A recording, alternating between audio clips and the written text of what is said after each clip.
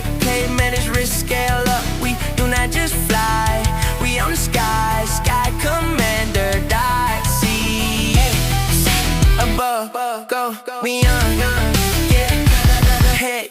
Okay, let's get started. Usually when we talk about building a business, there's this whole expectation of architectural triumph. Oh, yeah, totally. Like you lay the bricks, you put up the walls, and then you just step back to admire this beautiful mansion you've constructed. Right. It's the classic entrepreneurial dream. I mean, you're building an empire that works for you. Exactly. It's supposed to be liberating.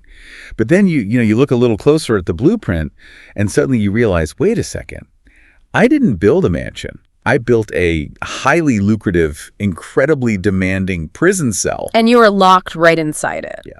And you're locked inside. And what's worse is you are the only one holding the key, but you're just too busy reinforcing the bars to actually unlock the door. That is such a good way to put it. Yeah, I mean, it is the absolute definition of the founder's trap. So that brings us to the core of what we're doing today. Are you actually building an asset, or did you just create a very demanding job for yourself? Which is a brutal question to ask yourself. It is brutal. And to figure that out, we are ripping into a masterclass stack of operational blueprints, some really intense strategic guides, and industry-specific regulations. Yeah. We're heavily featuring the commercial drone industry as our working model for this deep dive. Right, because as we'll see, it's just the ultimate stress test for operational theory. Absolutely. But, I want to say right off the bat, whether you are a freelancer, a startup founder, or just someone trying to scale a side hustle that suddenly got way out of hand. Which happens a lot. All the time. Whether you're in any of those positions, this deep dive is going to give you the exact diagnostic tools to see if you are building an operation that creates freedom or just a prison disguised by a really busy calendar. Yeah, so let's unpack this, because success can be accidental, right? Totally. A packed calendar often hides a really fragile, chaotic system. Today, we are moving past that whole hustle culture thing. Thank goodness. Right. We're looking at the invisible architecture of a real operation. We have to start by stripping away the lies founders tell themselves about their own success. And we have these diagnostic prompts from the source material that essentially just rip the mask off the business. I really do. And the core concept behind these prompts is that they don't just inspire, passive reflection. They expose operational reality. Because weak businesses rarely announce themselves clearly, do they? Never. They hide. They hide behind busyness, decent revenue, loyal customers, and a founder who is just talented enough to keep covering up all the structural cracks. Right. So these prompts distinguish between what the founder says the business is and what it actually is. Exactly. And man, the translations of these common founder phrases in the text are just brutal to read. Oh, they sting. For instance, when a founder says, "We are growing," the prompt reveals it usually just means we are busier. Yes. There is a massive difference there. Huge difference. Growth implies scaling capacity and margin.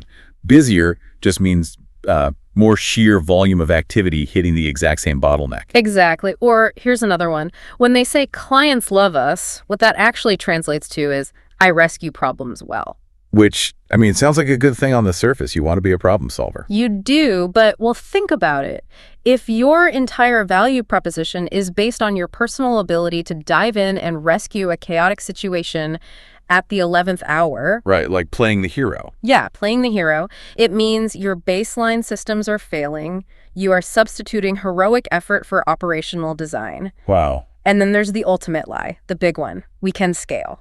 Oh, I've heard that one so many times. We all have. That usually translates to, I am still personally holding it together, but my plan is to just sacrifice more sleep and work harder. Right. I'll just drink more coffee. Exactly. And that is not scale. That is an accelerated path to burnout. So, to figure out where you actually stand, these operational blueprints categorize every business into one of 4 states. Let's walk through them. Yeah, let's do it. The first state is strength. This is the gold standard. The dream. The dream, yeah. You have repeatable delivery, a clear offer, highly defensible margins, and manageable complexity. And most importantly there, the institutional trust extends beyond the founder. What do you mean by that? Well, it means a client trusts the company's process, right? Not just the founder's personal charm or their specific technical skill. They trust the machine. Okay, that makes total sense. Then you move into the second state, which is fragility. Right. This is where the business functions, and it might even look highly successful on a spreadsheet, but only because certain structural stress tests just haven't happened yet? It works because things haven't gone wrong. Exactly. Yeah. Like maybe one major customer accounts for 60% of your revenue. Oh, that's a classic one. Or maybe your lead technician is literally the only person who knows how to calibrate your specialized equipment. Yeah, and if they quit tomorrow, your entire fulfillment pipeline instantly freezes. It's terrifying. Fragility is incredibly dangerous because it hides inside success. It really does, which leads right to the third state, founder dependence. Right. This is where the founder approves everything, fixes everything, and the entire workflow logic lives exclusively in their head. There's no external memory. None. The business has no externalized memory. Customers don't trust the company. They demand to speak to the founder. Because they know the founder is the only one with actual authority. Exactly. And this is the clearest sign that your business still behaves exactly like a job. Yeah, a job you can never clock out of. Precisely. And then the fourth state is drift. Drift. That sounds so insidious. It is insidious. The company isn't experiencing a dramatic collapse, right? But it's slowly losing its shape. Like, what's a symptom of that? A big symptom is taking on too many varied services, or adopting a weak niche identity. You start relying on random inbound sales and you're just living in constant reaction mode. Ah, I see. Drift isn't a sudden explosion, which is exactly why it's so lethal. It just quietly steals your focus and erodes your margins month over month. You know, it reminds me of an analogy. Think of a smartphone with a bloated battery. Oh, yeah. On the outside, the screen still lights up, it takes calls, it looks totally fine. But underneath that glass, the chemical pressure is building to a breaking point. Right. It's not just that it might snap, it's that the pressure is structural.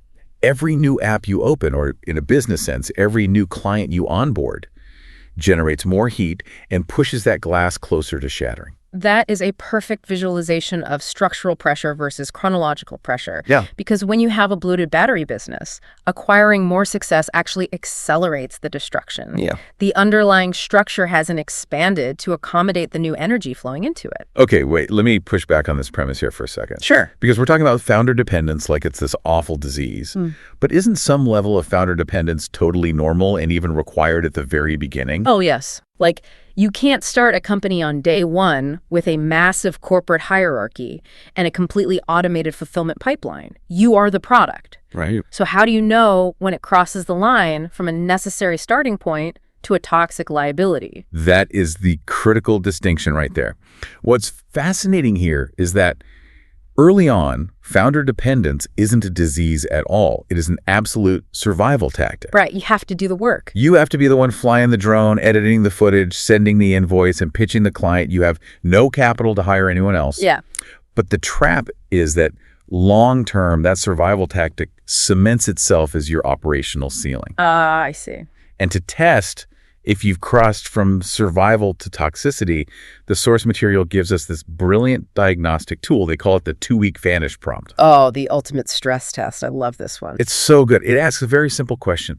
If you vanish for 2 weeks with zero communication, what would still happen in your business? And we aren't asking if things would be perfect, right?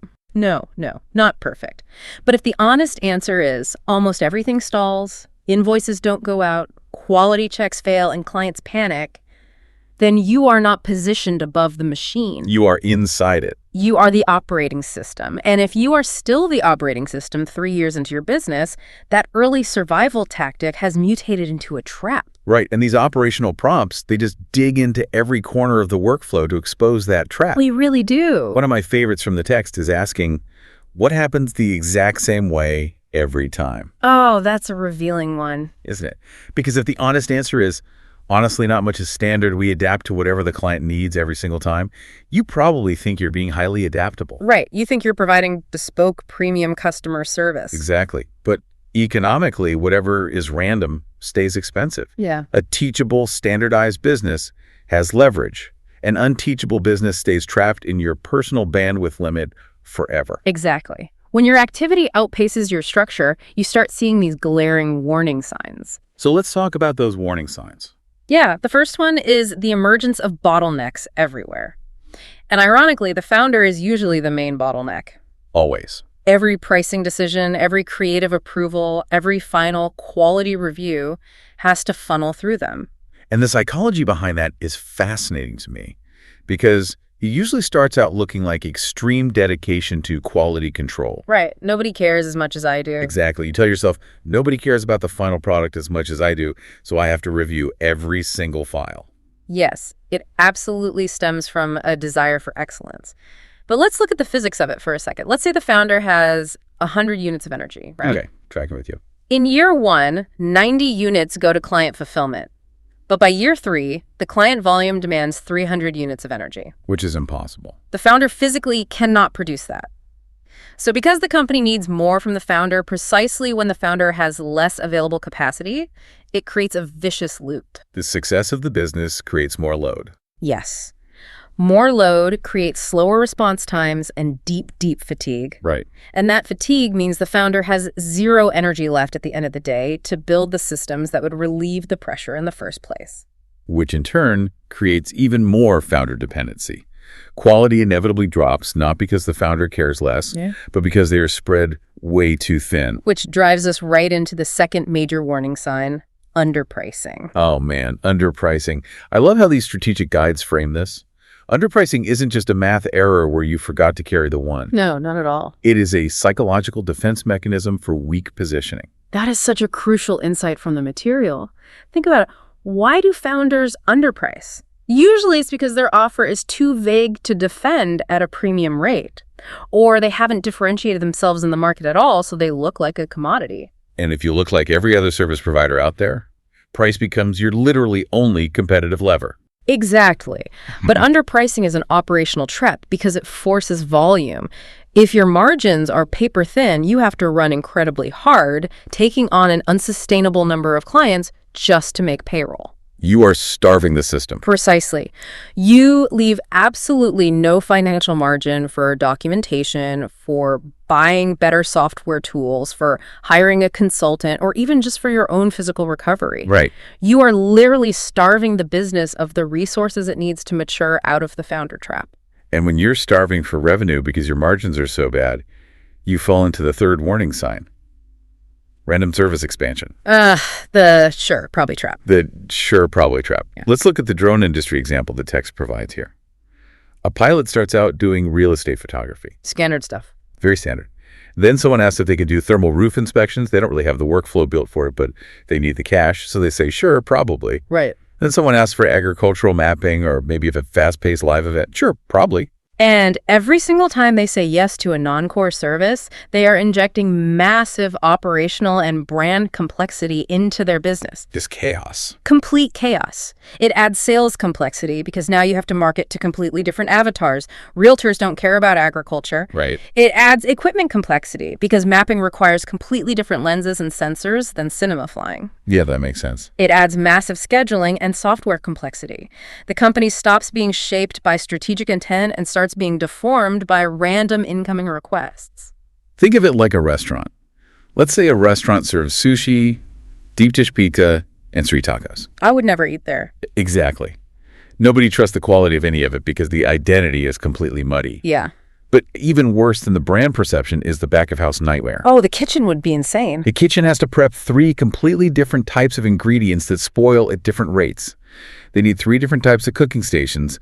The staff is totally confused. It ruins your margins because there is zero operational synergy. You cannot be a highly profitable premium provider of absolutely everything. And the inevitable result of being the bottleneck, underpricing your value, and taking on random complex services is the 4th warning sign.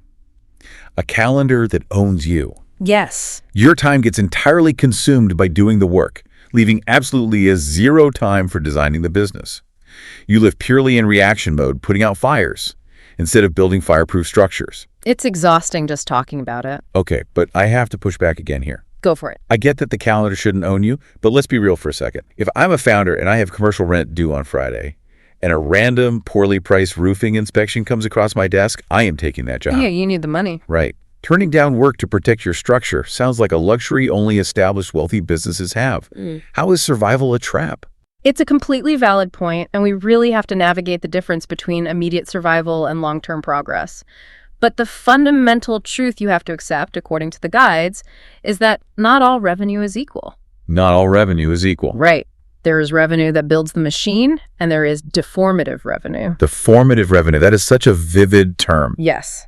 If you say yes to a weak fit, underpriced real estate shoot when your stated strategic goal is to specialize in high-end utility inspections, you are actively training your business to be reactive. I see. You are filling your calendar with low-margin noise. That noise consumes the exact hours you should have spent building the outreach system required to attract those premium utility clients. So it's an opportunity cost. It's a very expensive form of cheap revenue. You survive Friday's rent, sure, but you basically guarantee that next month you will be in the exact same desperate position. Wow. Okay, here's where it gets really interesting, because we're talking about a fundamental shift in how you view the economics of your own work. This is the transition from renting yourself out to building an asset. Let's break down the mechanics of this shift. Yeah, let's do it. When you are renting yourself out, your economic model is purely based on labor. The customer is buying your personal time, your physical energy, and your unique execution. So you, the human being, are the product. Exactly. You are the product. Oh. Because of that, your growth is mathematically hard-capped by your human bandwidth limit. There are only so many hours in a week. If you get sick, revenue drops to zero. Scary place to be. Very. Pricing in this model is almost always hourly or based on a day rate because you are essentially just selling a fraction of your lifespan. But when you make the shift to building an asset, you are creating leverage. The customer isn't buying you anymore right now. Right. They are buying a repeatable system, brand trust, documented workflows, or a proprietary methodology. The value exists independently of your personal labor. That's the key. And when the value is detached from your time, the pricing model completely changes. You start pricing based on the outcome you deliver and the risk you reduce for the client, not the hours it took you to do it. To really understand this, let's dive deeply into the specific drone industry examples provided in these operational guides. Let's do it. Take real estate photography. If you are operating in the renting yourself out model, your workflow is entirely manual. Like incredibly manual. Right. You are personally texting the realtor back when they inquire. You are looking at the property on a map and writing a custom quote. You drive to the site yourself, you fly the drone manually, you go home, you personally color grade the footage, upload it to Dropbox, and manually email the invoice. You are the entire supply chain. You're just a highly paid freelancer, even if you call yourself a CEO.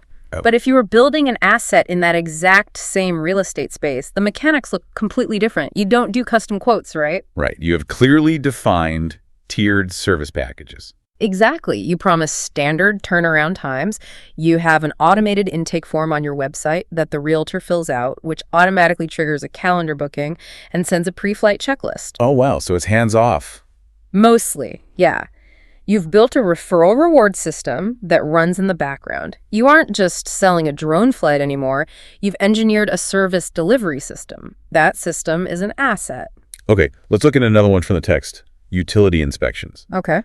Renting yourself out means you get a call from an engineer, you do a custom one-off flight based purely on the fact that this specific engineer happens to trust you personally, and you hand over a raw hard drive of photos. Which is very common. Very common. But building an asset means you've developed a standardized defect tagging methodology. You sell recurring inspection cycles on annual contracts, not just one-offs. You deliver the data in a standardized proprietary report template that your clients integrate directly into their own compliance workflows. The value has shifted entirely. Completely shifted from your personal thumbs on the joystick to the company's institutional methodology. So if you're listening to this right now, I want you to think about your own daily work. If a competitor or an investor wanted to buy your company tomorrow, what exactly would they be buying besides you? Right. If you remove yourself from the equation, what is actually left on the table? If the answer is nothing, then you don't actually have a business to sell. You have a job that you happen to own. And that brings us to what these guides identify as the most dangerous sentence in business. Yes, only I know how to do that. Only I know how to do that. Founders love saying that phrase. You really do. Only I know how to calibrate the sensor. Only I know how to talk to this specific client. It strokes the ego. It makes you feel completely indispensable. It sounds like elite expertise. It does sound like that. But economically, it means you have weak documentation and zero transferability. It means your business is incredibly fragile, resting entirely on a single point of failure. And that point of failure is you. It's you. But again, to build the expertise in the first place, you have to do the work yourself initially, right?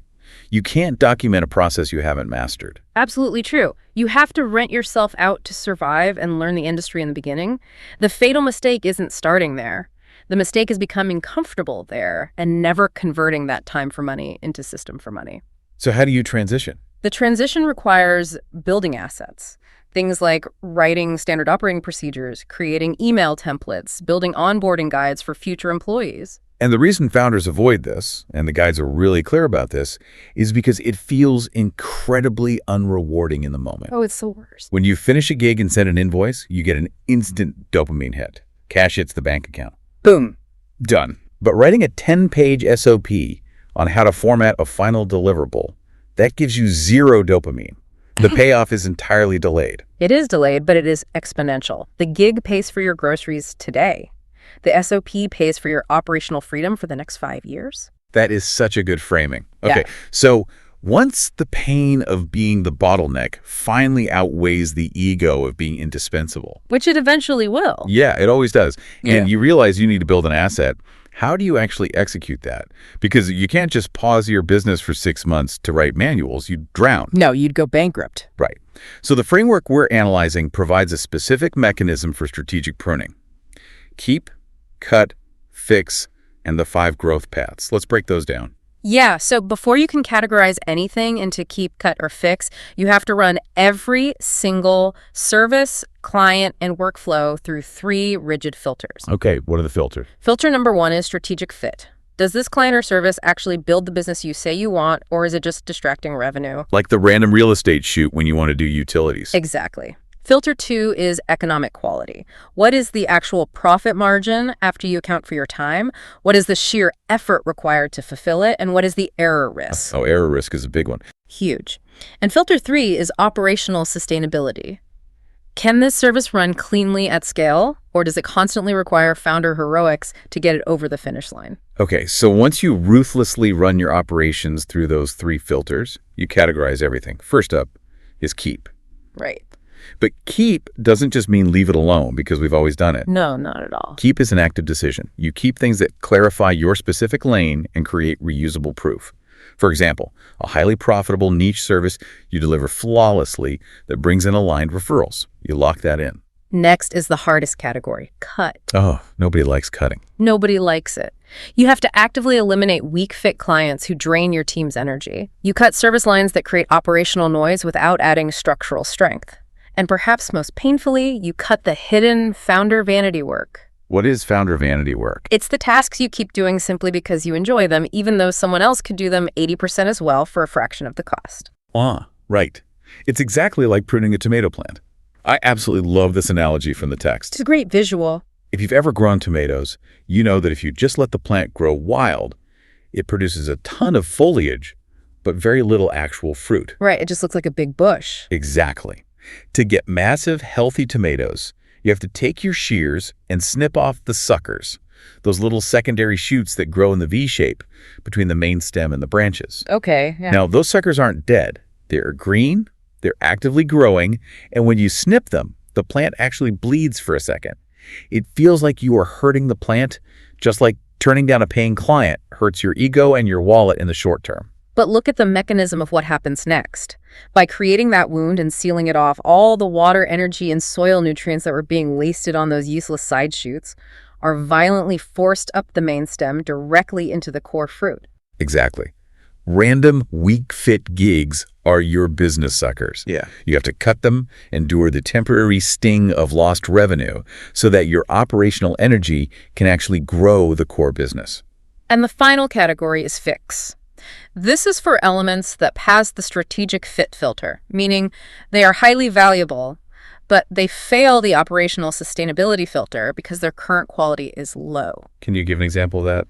Sure. Maybe you have secured a great niche in industrial inspections, but your internal data reporting workflow is a chaotic mess of messy spreadsheets. Or maybe your website messaging completely fails to explain your value proposition. You don't cut those, you isolate them, and you rebuild the system before you ever try to scale it. Which leads us directly into the 5 growth paths. Yes. Once you've pruned the suckers and identify what to fix, you have to figure out where to direct your new energy. The 5 paths are Deeper specialization, better systems, stronger sales, team development, and premium positioning. Now, when I talk to founders, they always want to jump straight to premium positioning or hiring a team. They want to charge double and have a staff. Why is it so dangerous to tackle these out of order? Because choosing a growth strategy based on what sounds exciting rather than what solves your actual constraint creates absolute operational disaster. Operational disaster. Let's look at the mechanics of jumping to premium positioning out of order. You want to charge top of market rates, right? But if you haven't built better systems first, your delivery is going to be incredibly inconsistent. Oh, I see. You will charge a premium price, deliver a chaotic, frustrating client experience, and you will permanently destroy your reputation in that market. The market will see right through the facade. Or what if you jump to team development first? Like you just hire 3 new people because you feel overwhelmed. Oh, that's a classic mistake. If you hire a team before you have built the underlying systems for them to operate within, you do not scale your output. You multiply your confusion. Wow, you multiply your confusion. You are dropping new employees into a chaotic environment where the rules only exist in your head. They will inevitably fail. You will blame them, and you will fall right back into the trap of saying, see, only I know how to do this. So you have to identify the actual mathematical bottleneck in your business. Yes. If your offer is too broad, you are getting ghosted on proposals and your leads are completely random. Your constraint isn't sales, it's positioning. So your path is deeper specialization. Exactly. Or if the market demand is incredibly high, but your internal delivery is chaotic and entirely dependent on you working weekends, your path is better systems. Right. And if your delivery is flawless and highly systemized, but your pipeline is dry and you rely entirely on word of mouth, your bottleneck is stronger sales. True. Growth strategy must perfectly match the true operational constraint. It's all about finding the actual bottleneck, not just doing what feels fun. Okay, so let's take all this abstract economic and operational theory and ground it in a hyper-specific real-world example. Yes. Let's look at the drone industry masterclass section. The operational guides we're analyzing use the commercial drone industry as the ultimate litmus test. And it is brilliant because in aviation, systemization isn't just a good idea you read about in a business book. No, it is legally mandated for scale. Exactly. This is where the theory hits a very hard reality. Regulation doesn't just act as a speed limit on a business. It actively shapes the architectural structure of the operation. Let's look at the mechanics of Canada's 2025 framework for drones, for example. The regulatory body is moving the industry from basic to advanced to level 1 complex pilot certificates. Right. If a company wants to perform advanced operations like flying beyond visual line of sight or BVLOS to inspect miles of pipeline, having a highly skilled pilot with a certificate is no longer legally sufficient. Right. The government literally steps in and says, we don't care how good your thumb skills are. You need an RPOC and RPAS operator certificate. And the requirements for an RPOC are entirely structural. You need to designate an accountable executive who carries legal liability. You need documented, auditable maintenance logs for every single piece of hardware. You need a formalized safety risk management process. The government is literally forcing you to build a mature business structure.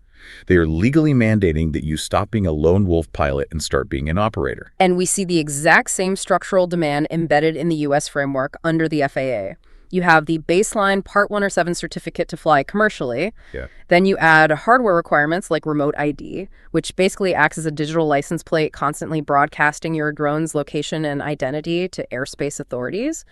Then you have to navigate airspace authorizations like LANC and the really complex world of waivers. Now, the distinction these operational blueprints make between an authorization and a waiver is a massive reality check. It really is. An authorization is getting permission to operate inside an already existing rule like requesting automated permission to fly in controlled airspace near an airport. Yeah. The system exists, you just ask to use it. Right, it's routine. But a waiver is requesting permission to depart from a foundational safety rule entirely.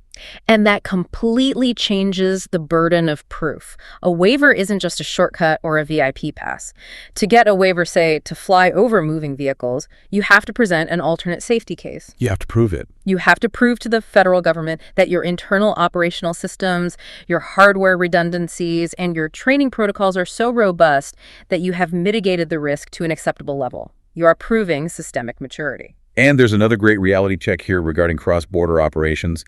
Passport is not permission. Oh, yeah. Just because you hold an advanced Canadian certificate and have a mature business in Toronto, that doesn't automatically mean you can drive across the border to New York and start doing commercial operations. The jurisdictional frameworks don't automatically recognize each other without specific validations. And this entire regulatory environment perfectly highlights the founder trap we discussed earlier. How so? Well, in this industry, the absolute best, most naturally gifted manual pilots often become the worst bottlenecks in their own companies. Interesting. They falsely believe that their elite flying skill is their competitive moat. They think nobody can frame this cinematic shot or navigate this tight industrial space like I can. But scale doesn't come from heroic manual flying. You can't scale your thumbs. You really can't. Scale comes from boring, highly professional systems. It comes from writing a standardized go-no-go matrix for night operations so that a junior pilot can make the exact same safety decision you would make without calling you at 10 p.m. Right. It comes from standardized maintenance logs that prevent a critical failure before it happens. Exactly. And even if you don't fly drones, if you are a graphic designer, a software agency owner, or a consultant, this is the perfect metaphor for your work. Think about the barrier to entry in your specific industry. The certificate, right. But whether that's your college degree, your software subscription, your real estate license, or just your baseline technical ability to write code, that certificate is nothing more than legal or technical eligibility to enter the room. It is not a business model. Yes. Eligibility is not maturity. You can hold the exact same baseline certificate as someone else. One of you is exhausted, constantly chasing underpriced one-off gigs, relying entirely on personal hustle. The other person has built a multi-million-dollar asset because they didn't rely on the certificate. They wrapped that baseline eligibility in a repeatable, scalable operating system. So how do we make absolutely sure we're actually building that system and not just lying to ourselves? That's the big question. We're going to look at a process called reflection with teeth. I love that phrase, reflection with teeth. This is about executing an annual or seasonal review that actually forces operational change, rather than just striking your ego. Because most corporate or small business annual reviews fail completely, don't they? They're just built around human memory, inherent optimism, and selective storytelling. Oh, totally. A founder sits down in December, looks at a slight bump in gross revenue, and thinks, well, we had a really busy year, we learned a lot of hard lessons, and we made a little more money. Good job, team. Right. That is a highly dangerous, self-soothing mechanism. It protects the founder's ego, but it leaves the structural fragility of the business completely intact. Reflection with teeth is designed to protect you from accidental success. It stops you from repeating the exact same chaotic year, just with 15% more volume and 30% more fatigue. Yeah, we want to avoid that. To do this, you have to abandon vanity metrics and measure your progress against the 3 true metrics of progress. Not gross revenue, not Instagram followers. Metric number 1 is more free. Look back at the last 12 months.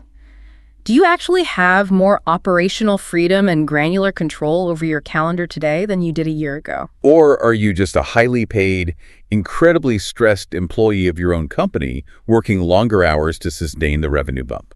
Metric number 2 is more trusted. Is the trust you've built in the market based entirely on your personal likability and your willingness to answer emails at midnight? Or is it institutional trust? Do your clients trust your company's standardized proof, your rigorous quality assurance standards, and your reliable turnaround times, even if they never actually speak to you? And metric number 3, which is the ultimate test of building an asset. More valuable. Did the business accumulate reusable assets over the last year? Did you build comprehensive SOPs? Did you lock in recurring revenue contracts? Did you build standardized templates? If you worked incredibly hard all year and gross revenue went up, but you didn't build any reusable operational assets, you haven't actually increased the enterprise value of your company. You just had a high-earning year as a freelancer. Wow. The output of this kind of rigorous reflection isn't a massive, bloated 40-page strategic plan that goes into a drawer. It's a single-page postseason reset. Keep it simple. Right. It forces you to write down, what are we actually building? What is structurally strong right now? What is fragile and dependent on me? What are we ruthlessly cutting? And what is the single, uncompromised next stage focus? So I want to challenge you, the listener, to ask yourself right now, which of these 3, freedom, trust, or enterprise value, did I talk about this year significantly more than I actually built? That is a sharp, uncomfortable question. Yeah. We have to acknowledge the genuine emotional difficulty of doing this kind of review. It actively hurts the ego. It really does. It requires you to look in the mirror and realize that what you previously defended as your uncompromising high-quality standards was actually just you micromanaging and over-controlling everything because you lacked the discipline to build a teachable system. But experiencing that momentary ego pain today is exponentially cheaper than wasting another entire year building a fragile, bloated system that relies entirely on your physical exhaustion to survive. Okay, let's take a breath and recap the mechanics of this journey. Yeah, we've covered a lot. We started by exposing the illusions of busyness, the bloated battery that looks perfectly fine on the outside, but is structurally ready to explode. We diagnosed the specific warning signs of the founder's trap, how being the bottleneck creates a vicious cycle of fatigue, how underpricing starves your systems of resources, and how random service expansion muddies your identity. And then we broke down the massive economic paradigm shift from renting yourself out based on labor to building an asset based on leverage and outcomes. We then provided the mechanical framework for strategic pruning, using the 3 filters to decide what to keep, cut, and fix, and the absolute necessity of choosing the right growth path based on your actual operational constraints, not just what sounds the most exciting. We grounded all of this in the strict regulatory reality of the commercial drone industry to prove that systemization and documentation are non-negotiable requirements for advanced scale. And finally, we detailed how to execute a review with teeth, measuring your progress against actual operational freedom, institutional trust, and accumulated enterprise value. We've talked extensively today about the mechanics of how a real business transfers value out of the founder's head and into a repeatable, externalized system. So I want to leave you with a final provocative thought experiment. Imagine a scenario where tomorrow morning you are legally forbidden from communicating with your clients, your contractors, or your team for exactly 30 days. Total enforced silence from the founder. Total silence. No Slack messages, no quick text approvals, no jumping in to save a failing project. But your business is still legally obligated to fill its current contracts to the standard your clients expect. What is the very first invisible string in your operation that would snap? That's a great question. Is it your customized quoting process? Because the pricing logic only exists in your brain.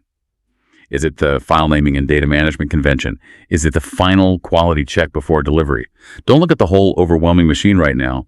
Just locate that first structural string that would snap in your absence. Your only operational goal for next week is to replace that fragile string with a permanent, documented system. You thought you were building a mansion, but you might just be holding the bars of your own cell. It's time to start building leverage, not just logging hours. That's a wrap on today's mission, Commander. See above, go beyond, get ahead. For more training, tools, and intel, head to skycommander.ca. If you learned something new, share it, subscribe, and leave us a 5-star debrief.